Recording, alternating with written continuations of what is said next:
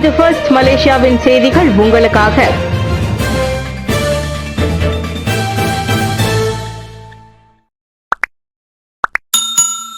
ஜேபிபிஎச்சின் 6 வாரங்களை போலியாக்கிய குற்றச்சாட்டு தம்பதியர் மறுப்பு. மதிப்பீடு மற்றும் சொத்து சேவை வரித்துறை ஜேபிபிஎச்சின் 6 வாரங்களை போலியாக்கிய குற்றச்சாட்டை நெகிரி செம்பிலான் சிரம்பான் செஷன்ஸ் நீதிமன்றத்தில் தம்பதியர் மறுத்து விசாரணை கோரினர். நீதிபதி துவான்மியோர் சுலைமான் அப்துல் தர்மிசி அகமது முன்னிலையில் முகமது ஹபீஸ் ஃபஹாருடினும் சஸ்லியான் சுராயா ஹலீமும் இந்த வாக்குமூலத்தை அளித்தனர்.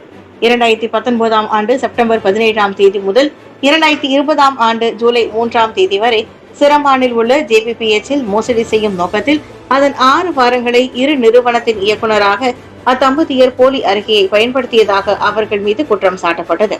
குற்றம் நிரூபிக்கப்பட்டால் 7 ஆண்டுகள் வரை சிறை தண்டனை மற்றும் அபராதம் விதிக்க வகை செய்யும் குற்றவியல் சட்டம் செக்ஷன் 468 கீழ், அதே சட்டம் செக்ஷன் 34 கீழும் அவர்கள் மீது குற்றம் சுமத்தப்பட்டது. தங்களின் கடப்புதழை நீதிமன்றத்திடம் ஒப்படைக்க வேண்டும் என்ற நிபந்தனையின் அடிப்படையில் குற்றம் சாட்டப்பட்ட இருவரையும் 6000 ரிங்கெட் ஜாமீன் தொகையுடன் தனிநபர் உத்தரவாதத்தின் பேரில் விடுவிக்க நீதிமன்றம் அனுமதி அளித்தது.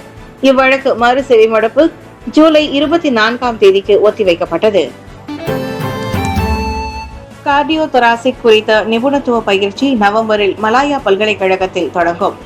கார்டியோ தொராசிக் எனப்படும் இருதயம், மார்பு அல்லது நுரையீரல் தொடர்புடைய அதிநவீன சிகிச்சை முறை குறித்த நிபுணத்துவ பயிற்சி வரும் அக்டோபர் மாதம் முதல் மலாயா பல்கலைக்கழகத்தில் வழங்கப்படும் என்று எதிர்பார்க்கப்படுகிறது.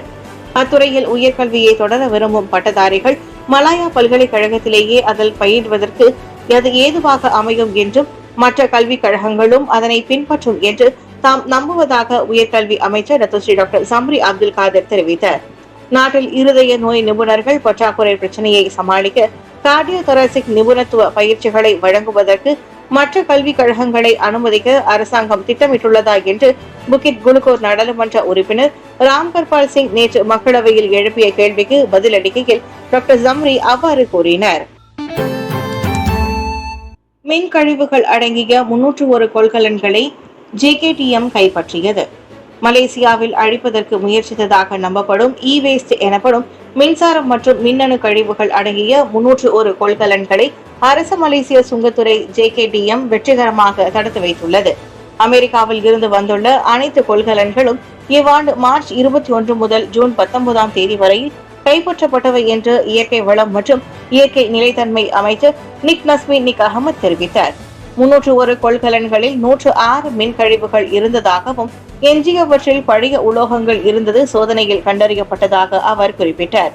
தடுத்து வைக்கப்பட்டுள்ள பெரும்பாலான கொள்கலன்கள் அமலாக்க தரப்பினரை தவறாக வழிநடத்தும் வழியில் பழைய உலோக பொருட்கள் இருப்பதாக பொய்யான அறிவிப்புகளை வெளியிட்டுள்ளன. நேற்று ஸ்லாங்கூர் கிளான் துறைமுகத்தில் மின் கழிவுகள் அடங்கிய கொள்கலன்களை சோதனையிட்ட பின்னர் செய்தியாளர்களிடம் பேசிய நிக் நஸ்மி அத்தகவல்களை கூறினார். மின் கழிவுகள் வர்த்தகம் தொடர்பில் தடுத்து வைக்கப்பட்டிருக்கும் கொள்கலன்களை 1974ஆம் ஆண்டு சுற்றுச்சூழல் தரச்சட்டம் செக்ஷன் 34B கீழ் சுற்றுச்சூழல் துறை ஜாஸ் விசாரித்து வருகிறது. 11 வயது பெண்களையும் சீரழிக்கும் போதைப் பொருள். அறிவியல் மற்றும் தொழில்நுட்ப முன்னேற்றத்திலும் கல்வி ஆற்றலிலும் வளர்ச்சி அடைந்த நாடுகளுக்கு நிகராக மலேசியா முன்னேறி வருவது பெருமைக்குரியது என்றாலும் மேலை நாடுகளுக்கு நிகரான இன்னும் இங்கு குறிப்பிட்ட தரப்பினர், குறிப்பாக இளைஞர்களும் 11 வயது பெண்களும் போதைப் பொருளுக்கு அடிமையாகி தங்களின் எதிர்காலத்தை பாழ்படுத்தி வருகின்றனர்.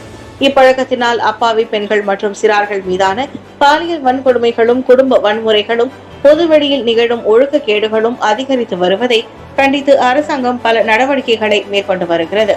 எனினும் இன்னும் இதில் சிக்கி சீரழிவோரின் எண்ணிக்கை அதிகமாகவே காணப்படுவதாக ஸ்லாங்கூர் வழக்கறிஞர் மன்ற தலைவர் கோகிலவாணி வடிவேலு வருத்தம் தெரிவித்தார்.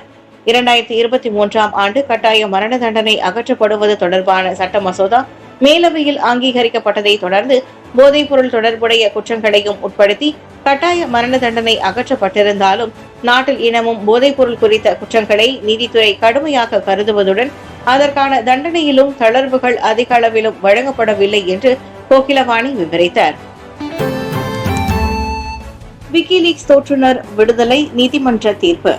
அமெரிக்காவை உளவு பார்த்தது, ராணுவ ரகசியங்களை கசிய விட்டது உள்ளிட்ட தம்மீது சுமத்தப்பட்ட குற்றச்சாட்டை பிரபல ஆஸ்திரேலிய பத்திரிகையாளரும் விக்கிலீக்ஸ் தோற்றுநருமான ஜூலியன் அசான்ஜே ஒப்புக்கொண்டுள்ளார். அதைத் தொடர்ந்து அசாஞ்சே குற்றவாளி என தீர்ப்பளித்த அமெரிக்க நீதித்துறை அவர் ஏற்கனவே லண்டன் சிறையில் தண்டனை காலத்தை அனுபவித்ததால் அவரை விடுதலை செய்வதாக தீர்ப்பளித்தது. இதன்படி அசாஞ்சே நீதிமன்றத்திலிருந்து வெளியேறினார். அசாஞ்சே கடந்த 2010ஆம் ஆண்டு ஈராக் மற்றும் ஆப்கானிஸ்தான் போரில் ஈடுபட்டு அமெரிக்காவின் ராணுவ ரகசியங்களை வெளியிட்டதை அடுத்து அவரை தேடப்படும் குற்றவாளியாக அந்நாட்டு அரசாங்கம் அறிவித்தது. இதற்கிடையில் பாலியல் வன்கொடுமை வழக்கு ஒன்றில் சிக்கிய அசாஞ்சே கைது செய்யப்படுவதிலிருந்து தப்பிக்க லண்டனில் உள்ள ஈக்வேட்டார் அரசின் தூதரகத்தில் தஞ்சம் அடைந்தார். அசாஞ்சேவுக்கு அடைக்கலம் அளித்து வந்த ஈக்வேட்டார் அரசு கடந்த 2019ஆம் ஆண்டு அதை மீட்டுக் கொண்டதை தொடர்ந்து அவரை கைது செய்யப்படுவதிலிருந்து தப்பித்து வந்த அசாஞ்சேவை பிரிட்டிஷ் போலீசார் கைது செய்து லண்டன் சிறையில் அடைத்தனர். சிறையில் உள்ள அவரை தங்களிடம் ஒப்படைக்குமாறு அமெரிக்க அரசு பிரிட்டனிடம் கேட்டு வந்த நிலையில் கடந்த 2022ஆம் ஆண்டு பிரிட்டன் அதற்கு ஒப்புதல் அளித்தது. ஆனால் இதை எதிர்த்து அசாஞ்சே தரப்பில் பிரிட்டன் நீதிமன்றத்தில் வழக்கு தொடரப்பட்டதால் அமெரிக்காவுக்கு அனுப்பப்படாமல் அவர் லண்டன் சிறையிலேயே அடைபட்டிருந்தார். பசி பட்டினியால் அவதியுறும் காசா மக்கள். பாலஸ்தீன பகுதி முழுவதும் நீடித்து வரும் மோசமான மனிதாபிமான சூழ்நிலைக்கு மத்தியில் அங்குள்ள மக்கள் உணவு, மருந்து மற்றும் இதர அத்தியாவசிய பொருட்களை பெறுவதில் சிரமத்தை எதிர்நோக்கி வருகின்றனர். உணவு விநியோக பற்றாக்குறையினால் பாலஸ்தீன மக்கள் மோசமான பசி பட்டினி பிரச்சனையால் அவதியுற்று வருகின்றனர். காசாவில் கடந்த ஆண்டு அக்டோபர் 7ஆம் தேதி தொடங்கிய போரினால் அந்நாட்டு மக்கள் தொகையில் சுமார் 80 விழுக்காட்டினர் தங்கள் வீடுகளை விட்டு வெளியேறியுள்ளனர். அப்போரினால் அங்கு பொருளாதார நிலை மோசமடைந்திருப்பதோடு மக்கள் வறுமை மற்றும் பசியால் அவதிப்படுகின்றனர். இந்நிலையில் ஜூலை மாத மத்தியில் காசாவில் 10 லட்சத்திற்கும் மேற்பட்ட மக்கள் பட்டினியால் அதிக அளவில் பாதிக்கக்கூடும் என்று ஐக்கிய நாடுகள் அமைப்புகள் எச்சரித்துள்ளன. இதனிடையே காசா மீது இஸ்ரேல் மேற்கொண்டு வரும் தாக்குதலினால் கடந்த ஆண்டு அக்டோபர் 7ஆம் தேதி முதல் இதுவரை 20,000த்திற்கும் மேற்பட்ட சிறுவர்கள் காணாமல் போயுள்ளனர். அவர்கள் இடிபாடுகளில் சிக்கி கைது செய்யப்பட்டு புதைக்கப்பட்டு அல்லது குடும்பத்தை விட்டு பிரிந்து காணாமல் போயிருக்கலாம் என்று சேவ் தி சில்ட்ரன் என்ற அரசாங்க சார்பற்ற அமைப்பு அறிக்கை ஒன்றில் குறிப்பிட்டுள்ளது. இணைய வங்கி சேவையில் ஏற்படும் தடங்கல்கள் சில வங்கிகளுக்கு எதிராக கடுமையான நடவடிக்கை.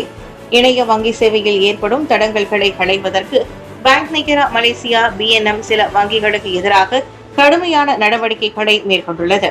சேவையில் ஏற்பட்ட தடங்களுக்கான முக்கிய காரணத்தை உடனடியாக கண்டறிய சம்பந்தப்பட்ட வங்கி கழகங்களுக்கு உத்தரவிடப்பட்டதோடு அதே போன்ற சம்பவங்கள் மீண்டும் நிகழாமல் இருப்பதை உறுதி செய்வதற்கான தடுப்பு நடவடிக்கைகளும் நிர்ணயிக்கப்பட்டுள்ளதாக துணை நிதியமைச்சர் லிம் ஹோ யிங் தெரிவித்தார். 2013ஆம் ஆண்டு நிதி சேவை சட்டம் மற்றும் 2013ஆம் ஆண்டு இஸ்லாமிய நிதி சேவை சட்டம் ஆகியவற்றின் கீழ் நிதி கழகங்கள் மீதான கண்காணிப்பு மற்றும் அமலாக்க நடவடிக்கைகளை மேற்கொள்வதற்கு BNM அதிகார வரம்பை கொண்டுள்ளது. செயலிழப்பை எதிர்கொள்ளும் முக்கியமான அமைப்புகள் திட்டமிடப்படாத நேர அனுமதியுடனும் திட்டமிடப்படவில்லை என்பதை உறுதிப்படுத்த தவறியது போன்ற நடவடிக்கைகள் தொடர்புடைய கொள்கை ஆவணத்தின் எந்த விதிமுறைக்கும் இணங்கவில்லை என்று கண்டறியப்பட்டால் என்றார் அவர்.